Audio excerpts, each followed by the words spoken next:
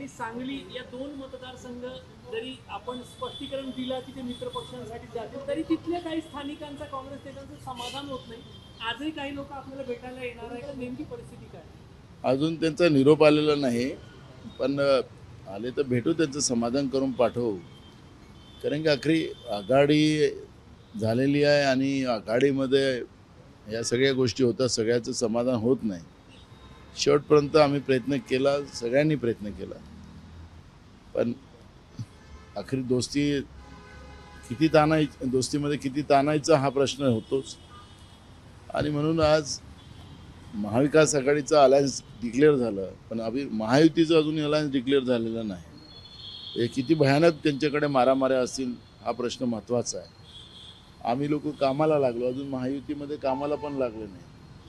Shrikant शिंदेचं ticket Fadnavis जाहीर करतो आहे, म्हणजे किती तणाव असेल याचा अंदाज आहे. म्हणून आमच्या इथं असेल तरी आम्ही त्यांचं समाधान करू आणि महाआघाडीच्याच उमेदवाराला सगळ्यांनी मदत करेल अशा पद्धतीचं वातावरण आम्ही निर्माण करू. सांगलीमध्ये विशाल पाटील यांनी उमेदवारी अर्ज दाखल केलेला आहे. त्याला भिवंडीचे पण जे नेते आज आपल्याला भेटायचे त्यांनी पण त्यांना आम्ही आज समजावून सांगू आणि मार्ग काढू. कशा पद्धतीने मार्ग काढणार आहे भाऊ? कारण की ज्या पद्धतीने आता बंडखोरी तिकडे विशाल पाटील करण्याच्या तयारीत आहे, त्यामुळे कसं दूर करणार आहे? आम्ही नाराजी दूर करू ना. मी तुम्हाला सांगितलं, भेटल्यानंतरच त्यांच्याशी बोलू ना.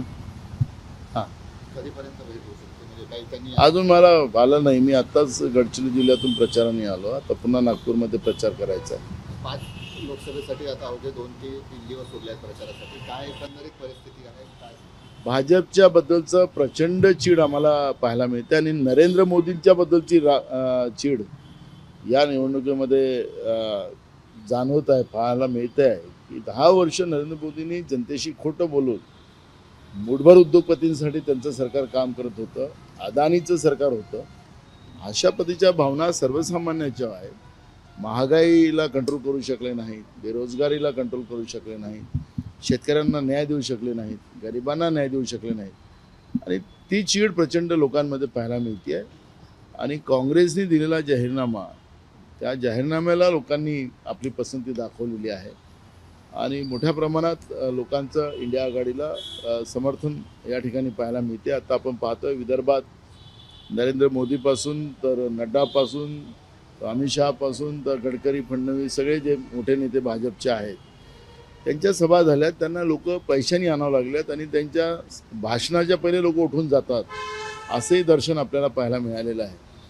आणि काँग्रेसच्या सभा झाल्यात, महाविकास आघाडीच्या सभा झाल्यात, त्याच्यामुळे लोक स्वयंपूर्तने येताना आपण पाहतो आणि लोक त्याला प्रत्येक शब्दाला काँग्रेसच्या त्याला रिस्पॉन्स करताना आपण पाहतो आहे. त्यामुळे 5ही जागा पहिल्या टप्प्याच्या काँग्रेसचे 5ही उमेदवार जिंकतील अशी परिस्थिती आज पहिल्या फेजमध्ये आपल्याला पाहायला मिळते. एकीकडे मोदींचा फोटो भाजपसाठी USP असायचा, आज आता लोकांना चीड आणणारा वाटतो. बिलकुल. आपण तुम्हाला मी आता गडचिरोलीला आदिवासी जिल्ह्यामध्ये होतो, तिथं मी म्हणालो होते, कारण की सगळ्यांचे एकच सिंगल फोटो आहे. त्या सिंगल फोटोला म्हणलं की याचं तोंड बघायचं नाही आम्हाला, असं तिथला आदिवासी आणि सामान्य माणसं बोलायला लागली. त्यामुळे लोकांमध्ये मोदींच्या बद्दलची चीड जाणवत आहे आणि उमेदवारसुद्धा मोदीच्याच नावाने वोट मागतात आहे. त्यामुळे लोक उमेदवाराला तर गावातही येऊ देत नाही आहे. अनेक आता गडचिरोलीच्या उमेदवाराची कहाणी सांगत होते. भंडाऱ्याच्या उमेदवाराला लोकांनी गावात, त्यांच्या स्वतःच्या गावात त्यांना हाकलून लावलं. त्यामुळे अशा पद्धतीचं भाजपच्या जे आहेत उमेदवार त्यांच्याबद्दलची चीड स्वाभाविक लोकांमध्ये दिसते आहे.